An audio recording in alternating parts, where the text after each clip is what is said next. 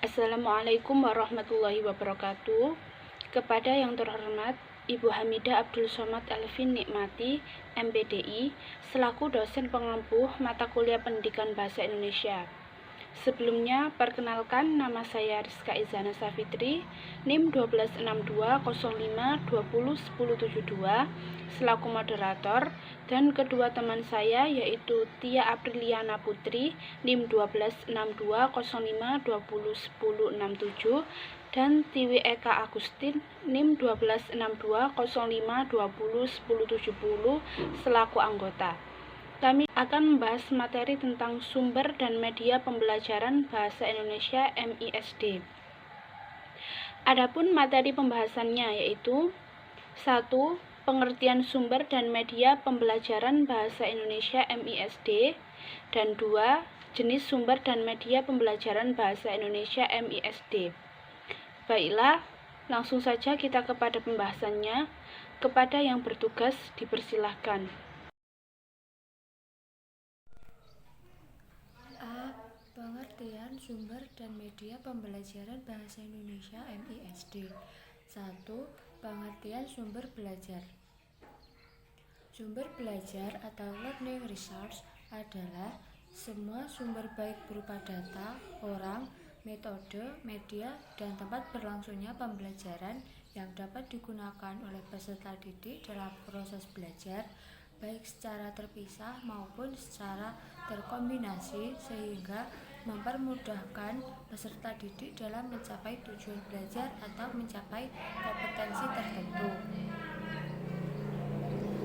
Sumber belajar juga dapat diartikan sebagai sistem yang terdiri dari sekumpulan bahan atau situasi yang diciptakan dengan sengaja dan dibuat untuk memberikan informasi maupun berbagai keterampilan baik kepada guru maupun siswa. Sedangkan sumber pembelajaran Bahasa Indonesia merupakan segala objek baik bahan atau materi yang dapat digunakan pendidik dan peserta didik dalam proses pembelajaran Bahasa Indonesia tingkat MI atau SD, guna memudahkan proses kegiatan belajar mengajar serta ketercapaian tujuan pembelajaran secara maksimal. Pengertian sumber belajar menurut para ahli yang pertama yaitu Ahmad Rohani dan Abu Ahmadi menguraikan bahwa sumber belajar adalah segala daya yang dapat dipergunakan untuk kepentingan proses atau aktivitas pengajaran baik secara langsung maupun tidak langsung di luar dari peserta didik atau lingkungan yang melengkapi diri mereka pada saat pengajaran berlangsung. 2. C.C. Wijaya dan A. Tabrani Rusyah berpendapat bahwa yang dimaksud dengan sumber belajar adalah lingkungan yang dapat dimanfaatkan oleh sekolah sebagai sumber pengetahuan, dapat berupa manusia atau bukan manusia. Yang ketiga yaitu Nana Sujana dan Ahmad Rifai menjelaskan bahwa sumber belajar adalah daya yang bisa dimanfaatkan guna kepentingan proses belajar mengajar baik secara langsung maupun tidak langsung sebagian atau secara keseluruhan.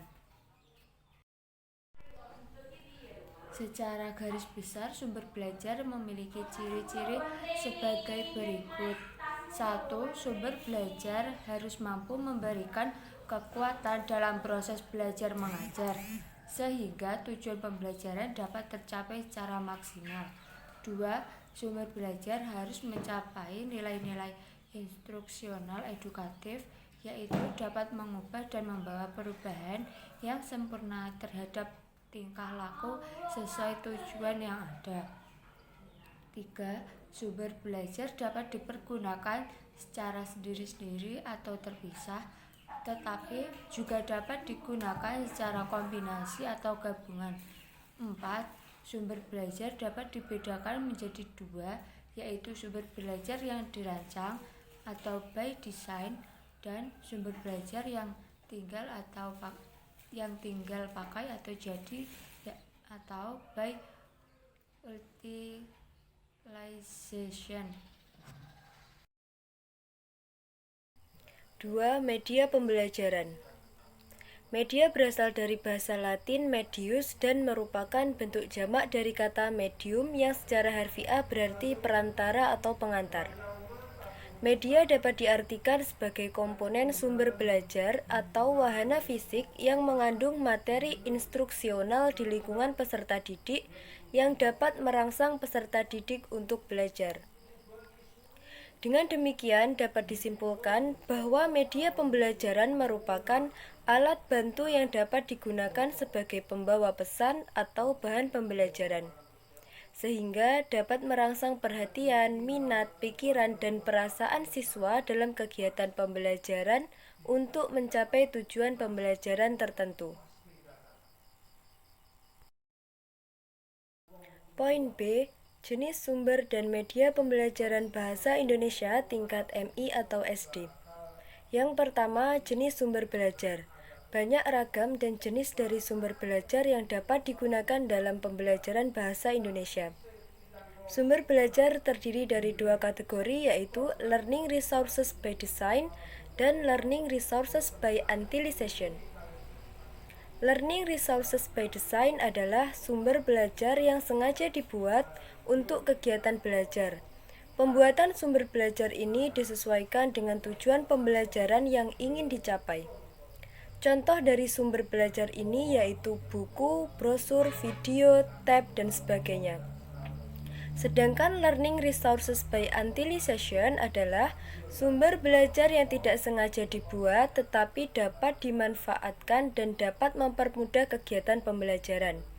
Contohnya lingkungan di sekitar kita seperti pasar, museum, dan lain sebagainya. Contoh media pembelajaran. Yang pertama, media gambar.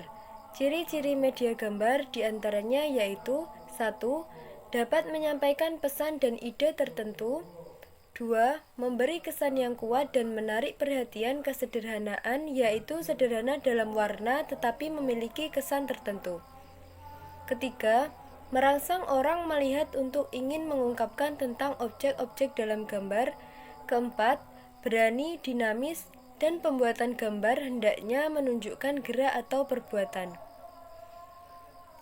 Kelebihan menggunakan media gambar diantaranya yaitu 1. Sifatnya konkret, gambar lebih realistis menunjukkan pokok masalah dibandingkan dengan media verbal semata.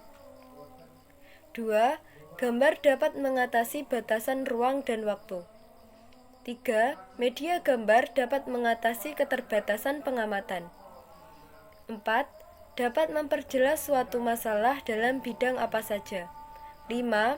Murah harganya, mudah didapatkan dan digunakan. Adapun kekurangan menggunakan media gambar yaitu 1. Gambar menekankan persepsi indera mata. 2. Gambar berada yang terlalu kompleks kurang efektif untuk kegiatan pembelajaran. Yang ketiga, ukurannya sangat terbatas untuk kelompok besar. Fungsi media gambar. Pemakaian media gambar dalam proses pembelajaran akan dapat membangkitkan keinginan dan minat yang baru, membangkitkan motivasi dan rangsangan belajar, bahkan membawa pengaruh psikologis terhadap siswa.